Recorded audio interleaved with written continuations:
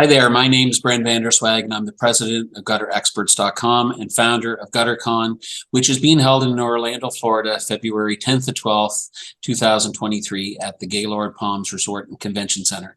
I love to chat with people in the gutter industry, suppliers, inventors, manufacturers, and gutter guys and gals just like you and me. I enjoy finding out about how they got into the business, where they came from, and what their businesses are doing in the gutter industry today. Please meet my guest for today, Nolan McClain with Ned Stevens Gutter Cleaning. Nolan is a senior vice president of mergers and acquisitions and has been with the company since 2022. Ned Stevens is based in New Jersey and has been in the gutter business since 1965 and services 15 states and growing in the U.S. How you doing today, Nolan? Great, Bren. Thanks for having me on. I appreciate it. I'm glad to be chatting with you today. So I always kind of kick off with where people are located and what the weather's like. So we're speaking over the holidays. I hear you're at mom and dad's this morning. Yes. Where we're chatting. Yep. Home for you is New Jersey, though. So I am. I'm on my way. Ned Stevens is based out of northern New Jersey, and I'm located in New York. Okay. But right now, I'm in Michigan with family over the holidays. Oh, how is the weather up there? You guys got some snow, don't you? Snowy, yes. We got the whole Arctic bomb or whatever they call it here, and so there was a white Christmas, which was nice. Well, it's not so bad over Christmas. That's right. And how cold is it? You said Arctic bomb. I heard it was pretty cold. I think the highs the other day around Christmas were. Well, I'm talking Fahrenheit. I know you're up in Canada. But the highs I think were in the teens, somewhere in the teens. Oh wow, that's cold. It was chilly. We're above freezing here on the East Coast and really, really spoiled. Like there's zero snow. So yeah. So tell us a little bit about Nolan McClain and what led up to joining Ned Stevens in 2022. Yes, just one point is I joined Ned Stevens a couple years ago in 2020. 2020. And so I've been at it for a couple years now. But as you mentioned, Ned Stevens we're a large gutter company, full service gutter company. And we were started in the 60s. So we've been around for a really long time. We were started in northern New Jersey. But today we're operational in 15 different states. Wow. And mostly on the Eastern Coast, mostly? Primarily all in the U.S. And primarily on the East Coast, with exceptions, certainly. So 15 states and growing. And we are not, to be clear, we're not a franchise organization. These are all company-owned locations in all those 15 states where we operate. And I joined Ned Stevens a couple years ago to start the business acquisition program. And why did we start a business acquisition program is because we started having conversations with business owners of really high quality businesses in our industry who were nearing retirement and were kind of looking to understand what their options were to pass off the company once they decided to retire, and really unsure of what options were and how they could find a really good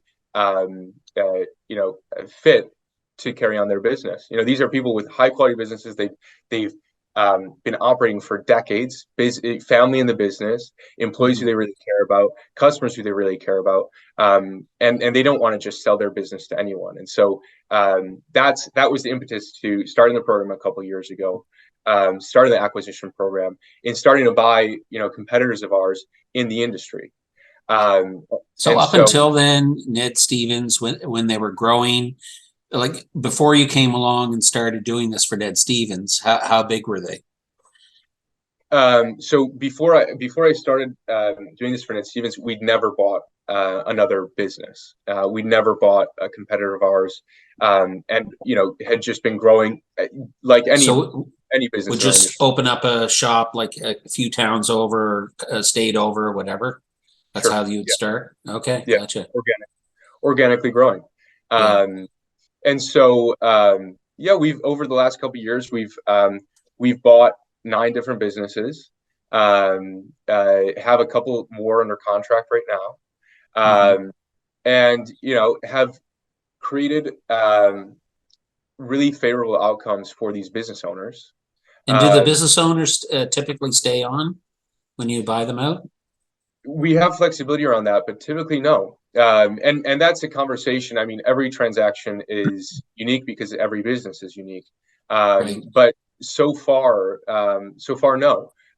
If a business owner is really excited to stick around, really excited to become part of our team, and also maybe have what's called a liquidity event by selling the business to us, that's something we're open to. But so far, to answer your question, these business owners have happy to be done. Yeah, generally retired or retired, or a lot of small business owners don't Do like something else. don't like to just sit around. They go off and start something new.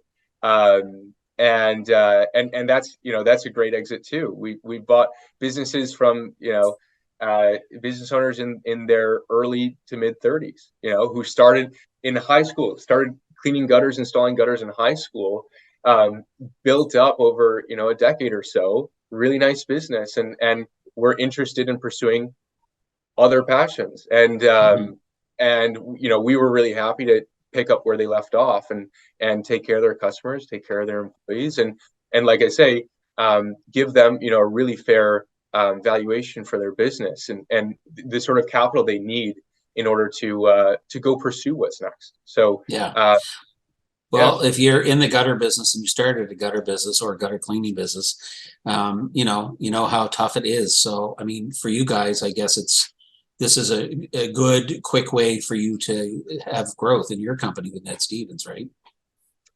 It is, yeah, of course. And then you're not competing with that guy either. I mean, it's good for both of you. Yeah, and I mean there are certainly enough. Something that I always say is there are enough houses, there are enough roofs, there are enough gutters out there for for everyone in this industry. It's a massive industry. Well, not massive, but it's a large industry. Yeah, it's proved to be a good way to grow, a high quality way to grow, and what we're looking for is good, well operated businesses. And you guys aren't just in the gutter cleaning business either. You're actually installing gutters too, aren't you? That's correct. Yeah, we are a full service gutter company, and we have some ancillary services that we provide, and you can look at our website, nedstevens.com, Stevens with a V, and take a look at those as well. So when you buy a business, if you buy a gutter cleaning business, would Ned Stevens then start doing gutter installs also? Like, would they introduce that part of or those services to that bit? Like, I guess what I'm asking you is, if you bought a gutter cleaning business, would the first year that you started operating company AVC as Ned Stevens, would you bring on all the services that Ned Stevens do to that location? Sure, why not? I would note that most of even when it's not a focus for most businesses in our industry, a gutter cleaning business is also going to do usually some amount of install work.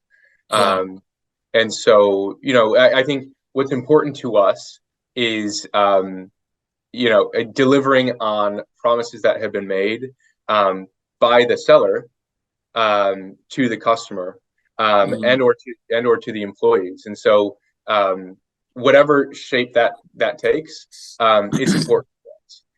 So that's of course we could offer those services to customers post acquisition. Yeah. So was starting to do this in 2020, did this just kind of happen then, or was it I'm just thinking because 2020 is when the pandemic happened. I mean, was there a lot of gutter businesses for sale at that time, or was it just happened to be that timing for you yourself? Not necessarily that there were many gutter businesses for sale at that time. The way it was more serendipitous than anything. The way we find businesses to buy is usually the businesses aren't, these business owners aren't actively planning to sell, the minute I reach out to them. Usually the process of deciding to sell your business is a long one. It's, and it takes time to develop a relationship with somebody who you believe is, the right acquirer. And so, you have to develop a relationship over a decently long period of time. And also, get a business owner just thinking about what their different options are. And so I think a lot of my role is staying in touch with small business owners in our industry, talking them through, what their options are. We're not going to be the right fit for everyone, and not everyone's going to be the right fit for us to sell their business to. Nonetheless, I love to talk. I love to talk to small business owners, and I'm happy to lay out, how I see their options, and how we could be a potential acquirer.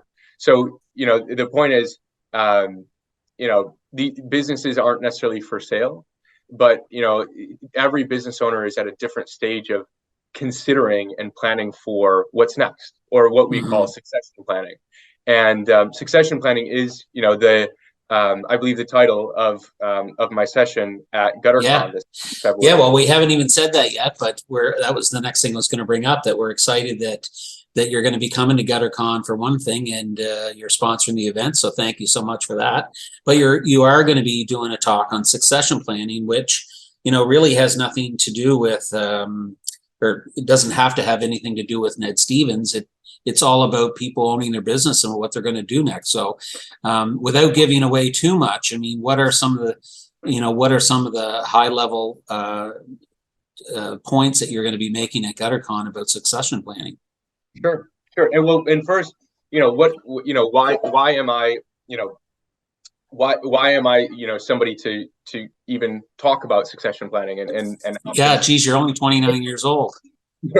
For business owners in our industry. Yeah. So my background is, I previously worked in investing for a private equity fund, and so was on the deal making team for the acquisition of pretty large businesses, before I came into this role a couple of years ago, buying small businesses in the gutter industry. And over the last couple of years, I like to say that I probably speak to more gutter cleaning business owners or gutter business owners than hopefully anyone on this planet, because that's my job. My job's to talk, and actually my job's in large part to listen. Like I say, when I pick up the phone and I talk to a business owner, it's a sale's not going to happen like that. It's not going to be the right timing, just like that. A lot of my job is about, listening to a business owner, understanding, where they are in the process, educating to the extent that I can on what options could be. One option, of course, is, considering a sale to me and Ned Stevens. But to educate more broadly and answer questions, share my expertise. And so, to that extent, I think that I've got a pretty well-rounded perspective on what the options for business owners are in our industry are when they're nearing retirement, and certainly, and that's what I'll be talking about at Gutter-Con. Certainly, I over at Gutter-Con, I'm going to be talking about different exit options, selling your business to a third party.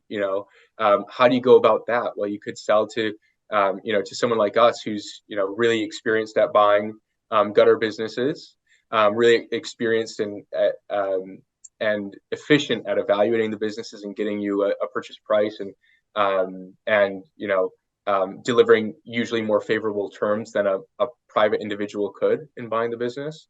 You could sell to, someone like us. You could sell to, you could list with a business broker and look for, a third party to acquire the business. Usually, that entails, fees to the business broker, and then a seller note or some seller financing in a sale. You could sell to a close family member or an employee, or a group of employees through something like an ESOP. It's an employee stock option plan, I believe. Okay, that makes sense. Yeah. Or you could, another option is, and this has been done to varying degrees of success, especially in such an operationally intensive business as ours. But you could try to find a professional manager for the business, and try to run the business as an absentee owner. That's an option as well. So what I'll be discussing at GutterCon is not just selling to Ned Stevens, but what your options are as a business owner when you're nearing retirement, or when you're not just nearing retirement, when you're nearing, maybe a transition in your life. I think, and I'll speak to this too, because I've sold a couple of businesses over the years, and one of the things I would think is pretty important when you're selling to a larger organization like Ned Stevens, but even if you're just selling to someone else, you have to have things in order. Like, you have to have systems in place. That might not be as important with you because you guys have your own systems, but it's important to have a business that's not just running, bringing in a buck a day. You got to have systems in place, and on the subject of money, there's so many businesses out there that run on cash too. That's probably not something that you're going to look favorably on, is it? No, that's a good point. And that's, I think that's, regardless of what you decide your path is, what you decide your exit strategy is, this is important. You've got to prepare for that transition. Yeah, and it can't just be a couple months. You need literally probably 3 years of financials, I would think, minimum, wouldn't you? Exactly. So, and that's why this is, by the way, Brendan, this is part of why I encourage, if you're a business owner and you're starting to think about, what might be next, or even if you haven't started thinking about it, but, maybe this podcast gets you to think about it, or our session at GutterCon gets you to start thinking about it. Conversation, starting to think and talk about, your options is always a good thing. Yeah. And it usually costs nothing, and it obligates you to nothing either. So I'd encourage, anyone, to any business owner in the space to reach out to me. Just a plug here at Nolan@NedStevens.com. And we'll put my email address in the video description. Yeah. Just to have a conversation about how to begin preparing, how to position the business to maximize value and maximize transactability. Also, because Brent, as you mentioned, you can't just, it's hard to decide, I want to sell the business now and have it, all prepped and ready 3 months from now. If you've been, taking invoices on paper, pen and paper, and accepting a bunch of cash, that is, whoever's buying your business, well, they're shelling out a good amount of capital, and they need to do their due diligence, and they need information, in order, high quality information, in order to conduct that due diligence. That's only, that's only responsible of them. So, and I can go into, a little bit of what that preparation process might look like. Yeah. Well, why don't you do a little bit of that? I guess, I'm just thinking, I'll just use my company as an example. Now, it's a little bit different for me because my son's coming into the business, and he knows a lot about my business already. And likely a lot of things are going to continue the way, as he's kind of ramping into it. There's going to be maybe some changes that a 21-year-old might do compared to a 51-year-old. And I'm looking forward to some of those changes. But let's just pretend he wasn't my son and he was someone coming in and buying my business. I mean, as a buyer, or even as a seller. As a seller, what should I be saying? Okay, this is what he's going to need to know. These are the things that the buyer's going to look favorably on and or not favorably on. Give us a few points on that. Absolutely. Your number one priority as a business owner, and I would encourage this, for every business owner, and over every period of time, not just when you're preparing for sale, but get your books in order.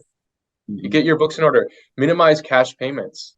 When you're selling a business, it's really hard to evidence, any sort of cash payments that you accepted. It could be cash, but it needs going to the bank. It's not under your mattress. Like, you got to report it. If you're accepting cash, pay your taxes on it. Pay your tax on every dollar of income that you receive. Deposit every dollar of income that you receive, regardless of whether it's cash, credit card, check, into that's the proof of your revenue. Exactly, into your business banking account. The important thing here for any buyer, for any acquirer, is to make sure they know what they're buying. Right. To gain confidence that they're buying a real business here. And so take that perspective, as you run your business, and position it for an eventual exit. And it's helpful to have, that sort of corroborating information available for as long of a time period as possible. So I highly encourage that.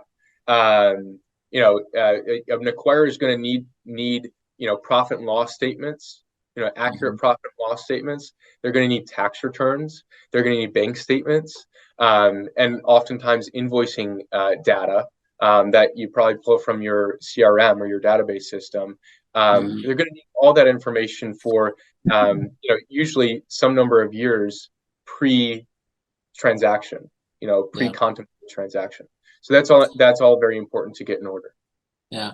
And let me ask you this. I mean, I guess Ned Stevens probably has a happy spot of how big you want your companies to be that you're buying, but I think, really it doesn't matter whether you're doing $500,000 or 2 million or 5 or 10 million.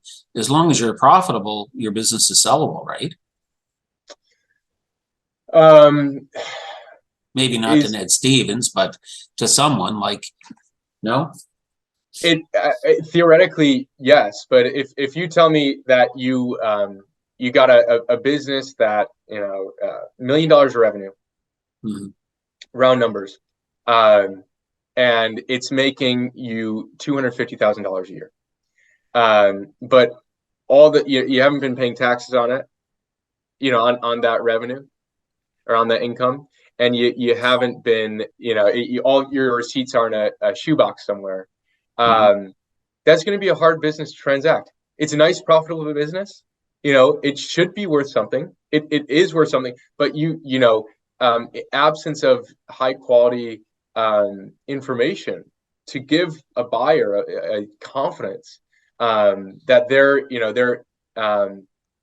investing in something real. That's going to be hard to transact. So it's not just the fundamentals of the business, but it's also information availability. And that's why, that's a large part of why it's so important to begin planning for this transition years ahead of time, and having conversations with people like me or with your accountant, with your attorney, people who see transactions regularly. Have free conversations with those people when you're just starting a business, because I think it's a lot easier to work backward, and say, okay, well, maybe I'm going to sell this business 10, 15 years. Work backward from there, have a goal in mind, and plan for it, rather than go ahead. Sorry, I butt in. Rather than rather than 15 years from now saying, I'm for sale. Yeah. getting caught, and ultimately, if you're, the more prepared you are, the more able you are to maximize value for yourself. Yeah. So, what is, there must be, it's probably not, I'm going to ask a question, even though I know you probably can't share it, but can you give us a little bit of an indication of, what a business might be worth? Like, is there a secret formula? Yeah. So, big caveats here. Every business is unique. Yeah. And if you're a business owner listening to this here, and you want to get a better understanding of what your business might be worth, at least to a buyer like Ned Stevens, shoot me an email at nolan@nedstevens.com, and we can hop on the phone, and hopefully I can share a little bit more given your unique circumstances. But I can give you some very high level guidance. Yeah. And so, value wise, for a small business, in our space, single digit millions of dollars of revenue, or less, the traditional guidance, and you can get this from some business brokers publish reports, like market reports on where valuations are. This is traditional guidance in the small business transaction community would be that those businesses would sell for usually between 3 and 5 times annual earnings, or as it's defined here, in these small business transactions, seller's discretionary earnings. And so what does that mean? Seller's discretionary earnings is an indication of earnings in a small business, where you take not just the net profit of the business, but also seller's salary and any personal expenses, non-recurring personal expenses that were counted as expenses in the business. You add those back. That's how you get that profitability number. And you take that annual profitability number, and you usually multiply that by 3 to 5 times, to get a transaction value for businesses in the industry or of this size. Like I say, every business is unique, and there are certainly exceptions to that guidance. That's not my guidance. That's just that's business broker, small business acquisitions guidance generally. Gotcha. Cool. So I guess, for someone just spitting numbers out, if someone's doing $1 million a year, they have $100,000 a year salary that they can show and prove. They got a nice fancy truck that they're spending $1,000 a month on, and they do this and that during the course of the year through the business that are expenses. If you can show and prove that, and that number was, let's say, 200,000, you could potentially get 3 to 5 times that to sell your business as a whole. That's the traditional guidance. And would that, I guess the difference might be having more newer trucks or more newer equipment. I mean, obviously all of that stuff plays a part too in the business. I know right now my business is, we're just looking at trucks and we're like, wow, we gotta update some of these trucks. So obviously those trucks they're going to play a part in the value of my company, right? Oh, absolutely they do. Yeah. Absolutely they do. Let me ask you this, just because I tend to lease a lot of my vehicles. Is it better, like as a buyer, someone buying a business, is it better to have vehicles and equipment that are on the books as assets, or leased vehicles and equipment maybe? Does that make a difference? We're pretty agnostic to that. Yeah, we're pretty agnostic to that. It kind of washes out in the valuation. Okay. Generally, when we're buying a business, or when anyone's buying a business, and they list out the assets that they're actually acquiring, in that transaction, they're acquiring the assets that are necessary for ongoing operation of the business. And so to the extent that you own trucks, those trucks would be included in the transaction, and they would be valued at their fair market value, Kelly Blue Book value, as part of the transaction. And to the extent that you lease trucks, that's fine too. You're not going to get credit for those assets in the purchase because they're not going to be included in the purchase price. Yeah. And the expense related to those trucks, the leasing cost of those trucks is going to be, an expense washed out. Before you get to profitability or profit of the business or seller's discretionary earnings of the business. Mm-hmm. One thing, Brent, that I would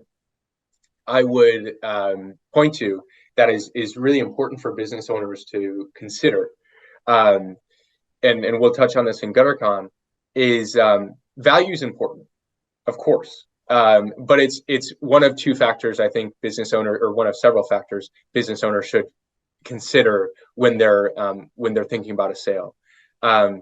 There's value, and then there's structure. So I could tell you, Brent, I'll give you $1 million for your business. And Joe Schmo could tell you, I'm going to give you $1 million for your business. But if I'm prepared to give you $1 million cash, and Joe Schmo is, individual owner operator, doesn't have a big balance sheet, or a ton of cash to deploy, well, in all likelihood, and this is commonplace, when you sell a business to an owner operator, there's going to be some structure around that deal. And usually, Joe Schmo is going to ask you, well, Bren, I want you to be invested in the successful transition of this business to me. I also don't have, all this cash to give you, and so I need you to hold 10 to 30% of the purchase price as a note, as debt, that pays an interest rate, it pays interest for usually 3 to 7 years. And so that's structure, and so all else equal, you'd say, well, I'd rather have the cash, than the highly structured offer. I'm not saying that we at Ned Stevens are able to pay 100% cash for every deal. That's not the case. But what I am saying is, usually, a well-capitalized acquirer like us is more able to be flexible and constructive on structure, in a way that small business owner operators usually would not be able to be. Now, something relevant. Yeah, and one other thing, just on the subject of structure, maybe in a different sense, though. A lot. I'm assuming a lot of it's the same down in the States as it is here in Canada, but we have sole proprietors and then we have limited companies. So, a lot of gutter cleaning guys might be just sole proprietors, and even gutter installation companies. They may just be sole proprietors working on their own rather than having an incorporated or limited company. I would think the preferred method of purchasing the company would be to actually purchase a limited company. Is that right, or does it matter to you guys? Because usually the limited company has all the assets and it's kind of separate from, the owner, right? Yes. I would say, the vast majority of a business in our space in the States would at least be organized as LLCs, just given the limited amount of administrative overhead associated with creating LLC in the United States. Very seamless, and there are a lot of advantages to organizing that way. And so, most businesses in our space in the U.S. would at least be organized as an LLC. In any case, when you start thinking about a transaction, there are a couple of ways you can structure a transaction. One is as a stock sale, and the other is as an asset sale. In the stock sale, the buyer's actually buying all of the shares in the business, and assuming the actual legal entity, and all that comes along with that. All the liability, et cetera, that comes along with that. The other option is acquiring as an asset purchase, which is a lot cleaner, usually for the buyer and the seller. And you say, okay, in an asset purchase, you list out exactly what assets you're buying. So I Right. say, I'm buying your F-150, I'm buying your box truck, I'm buying your customer list, etc. You list all those things out, and there's no buts about it. Everyone knows exactly what's being transferred in this transaction. Mhm. We structure our acquisitions as asset purchases.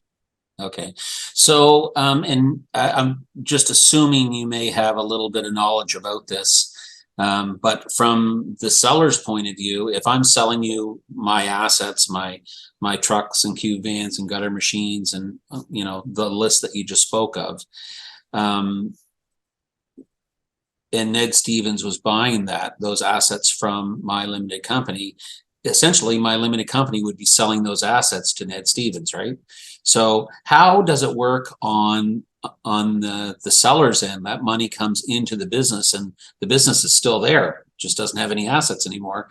Then it has a bunch of cash. So how do you have any I mean, I know you probably have to be careful with what kind of advice you can give, but Yes. I mean, what I'm just thinking out loud here. If you gave me $1 million and I had $1 million in my company account, well, I Yeah. can't take that out of my company account without doing Yes. something with it. So, can you talk a little bit about that? So my first large disclaimer is, I am no tax expert, and Yeah. I encourage, every business owner, when you're contemplating a sale, Mm-hmm. to engage with your accountant and tax Mm-hmm. expert, And engage with lawyer.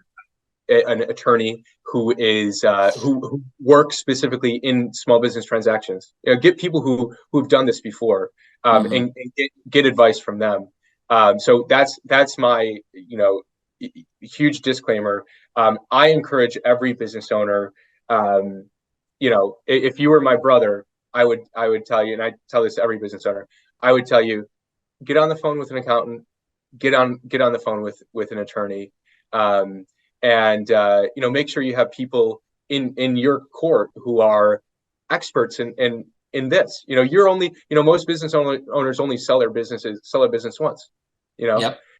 some are serial entrepreneurs, but most only sell a business once, and so you want people who have done this before advising you, especially on tax matters. And especially on legal matters, contract review, purchase agreement review, and everything. It's very important, regardless of who you're working with, who you're selling to, Mm-hmm. even if it's family. And so that's my big preface. And so I can't give any tax advice. I would, I push everyone to talk to their experts. Mm-hmm. Um, but The important thing is putting as much cash in your account as possible, I guess. That would be your advice. my advice is to well, it's different things are important. Different variables are important to different sellers, and Mm-hmm. so the things that people should be considering are total value, structure, Mm-hmm. and then the well-being of your employees, Mm-hmm. the well-being of your customers, the continuation of your reputation, your legacy. These are all things that business owners should be thinking about. And so, in the example earlier, I talked about structure. Well, Joe Schmo might want to have you keep on a 30% of the purchase price as a seller note that he's going to pay back after 7 years. But if you really believe that Joe Schmo's gonna take best care of your customers, um, take best care of your reputation, Mm-hmm. um, and your employees, well, maybe that's the trade-off you make. And every Yeah. business owner is a different situation and values different of these elements. Now, it's nice to have it all. It's nice to have great structure, great value, an acquirer who you believe is going to take care of your customers and has a history of doing so with their customers, who are going to take care of your employees. I like to think, that's what I strive to do. That's what we, in my program, Acquiring Businesses for Ned Stevens, that's what we strive to do. And in all the 9 businesses that we've bought, I always am more than happy. I actually love to have somebody who's contemplating a sale to us talk to some of these business owners who have sold to us, get their unbiased reaction to what it's like working with us, and how we score on all those criteria. That's important. Yeah. You know what? I'd love for you to make this happen for you. If you could put me in contact with one of your sellers, I wouldn't mind doing the same thing here with a seller and get the seller's point of view on how all of it went. That would be awesome. I'd be happy to. Yeah, Yeah. I'd be happy to. Yeah, it's great. Well, listen, I don't want to, we could go to probably talk all day about this, but I want to leave a little bit for GutterCon. And like I said, want to thank you and Ned Stevens. I know it's not actually Ned Stevens. Is Ned Stevens been in the business, out of the business for a long time? Was there actually a Ned Stevens? There was a Ned Stevens. Yeah, Okay. there was. He started the business back in the 60s, 60s, yeah. 1965. He was a milkman who's in New Jersey, whose customers on his route were always asking him to do different sorts of tasks around their house, handiwork in the house. And one of those things that they kept asking him for was gutter cleaning. So that's how the business started. Ned Stevens is of course no longer in the business.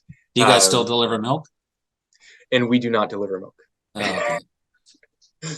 Yeah, that'd be a cool business to start. Do they even do that anymore? I don't think that's all that common. No. No. Yeah. Well, cool. Okay, so you're going to be at GutterCon. You're going to be doing a chat there. You've got a booth there too. So when people come, they can actually. You're going to be there yourself, right? I will personally be there, and I'll have a couple of other members of my team there. And like you said, I'll be giving a talk on succession planning. We'll go deeper than we did here, and I could talk about this all day long, and I'm very happy to. We'll have a booth. Stop by the booth. Come to the session on succession planning. And in the meantime, if you're thinking about a sale, even if you're not thinking about a sale of your business, but you just want to talk to somebody, having a phone conversation is free, and it obligates you to absolutely nothing. I'm a friendly guy to talk to. Send me an email at nolan@nedstevens.com. We'll put that in the description here for this video. Yeah, for sure. And I'm always happy to talk. It's cool. Well, thanks so much, Nolan. I'm sure we'll be chatting again before November, but we'll get to meet face to face February 9th, 10th, 11th, wrapping up on the 12th in Orlando, Florida. So thanks a lot. Thank you, Bren. Take care.